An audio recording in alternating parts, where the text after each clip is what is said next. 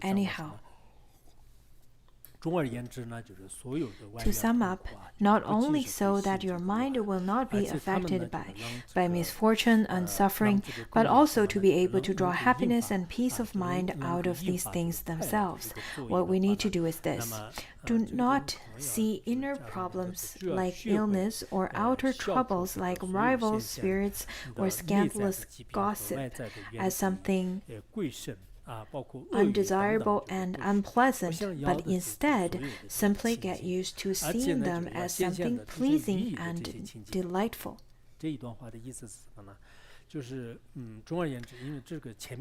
This paragraph is a sum up from the previous part where it talks about when suffering occurs, not only it shouldn't create any harm to you, it should generate a sense of delight and pleasure for you. We should study from that. And in order to do that, we should learn to eliminate the inner illness, or we should eliminate the kind of repulsion towards the inner illness or outer spirits. This is quite important to remember that whatever happens, we should generate a mind of delight.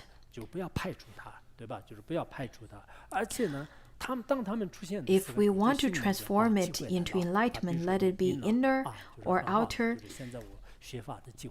obstacles, we used to feel they are just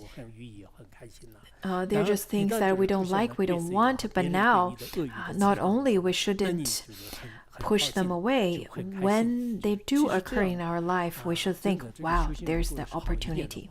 For example, when you get ill, you should think, this is my opportunity to study Dharma. When there's an enemy, then you should think, oh, I'm really happy that I have an opportunity. Things like such. I think when we live in a mundane life that nothing happens, we don't really have any insights. But whenever there is some strong stimulus, then it's very easy for us to have insights, and genuine insights are very difficult to gain. So at the time, you should feel. So normally, when nothing happens, you feel that you're a great practitioner. But once any little thing happens, even a few words could really hurt and stab your heart. But when your practice got more deepened and more stabilized, you should be able to have the strength to just rush over there and directly penetrate the affliction and suffering and transform it into enlightenment. If you don't have practice to start with, if you don't have security, then whatever little thing that other people said could create a great harm. Just as it is stated in psychology, there are two types of mindset. One is abundant and the other one is scarcity. For people with a sense of abundant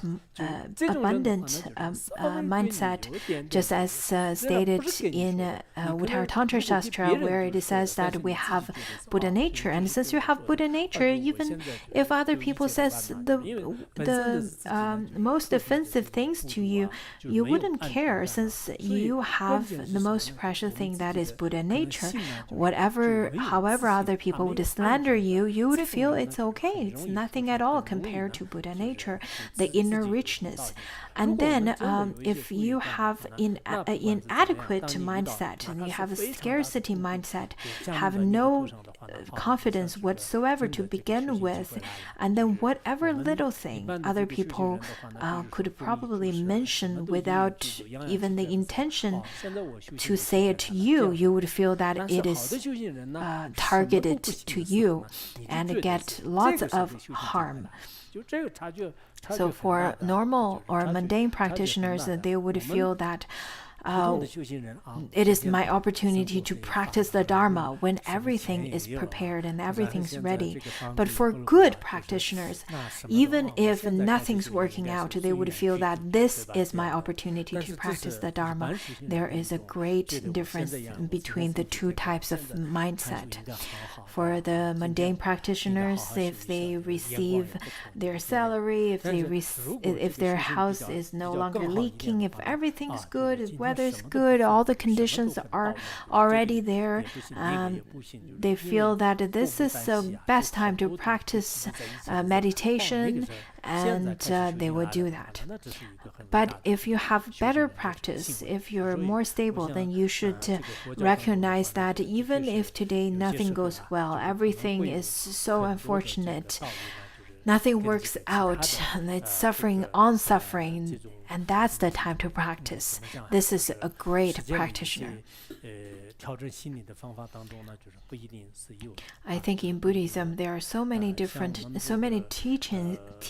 that is very uncommon and unfound in the worldly teachings.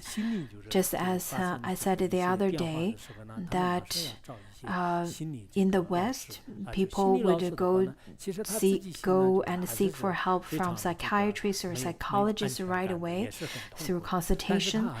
But in fact, all those psychiatrists and psychologists, they have lots of suffering themselves as well, without security themselves as well. It is really blind leading blind.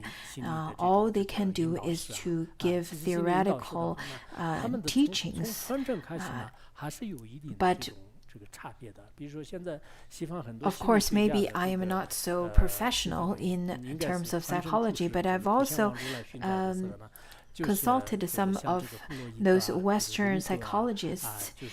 In terms of their tradition, I think there is some difference.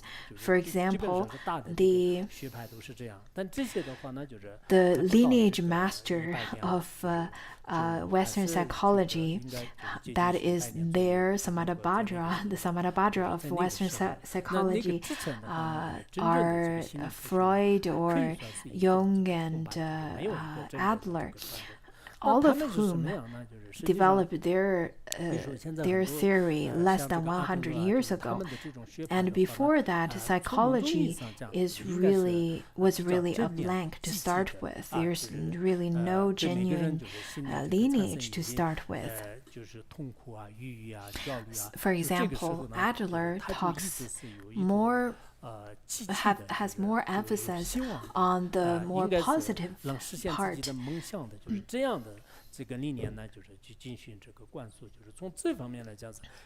That is helpful for people's anxiety and depression, and could lead them to achieve people's goal. And from that aspect, I think Adler's theory is very helpful, and this kind of guidance is very helpful. From a different aspect, however, I think because Adler went through a rather difficult childhood, he was quite he was not happy when he was young, and throughout his whole experience we can see that he was not confident. He was very self-conscious, and many difficult situations happened to him, and because of lack of confidence, he then later on tried very much to transcend that, to transform it, and then eventually did transform it in his own sense. So he presented his discovery to people, and lots of people felt it was very good and helpful. But that kind of help and that kind of presentation and discovery compared to the realization of Buddhism and Enlightenment, I think there is still a big gap. Adler and Jung are considered as they started off as students of Freud. At first, Freud think highly of Jung because he felt that Jung's understanding and studying of theology as well as of religion and analysis of dreams has its own characteristics. Especially Freud has such specialization. His book, The Analysis of Dreams, is in fact quite famous. So he talks about the dreams. But I think the dream, in terms of talking about the dreams, some of them is partially influenced by our habit, part is our life experience, and part of it is because of our daily activities.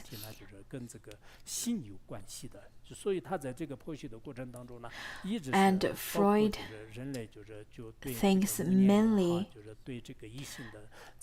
that people's psychology or action is mainly driven by sex, and he thinks that is the main intention. And through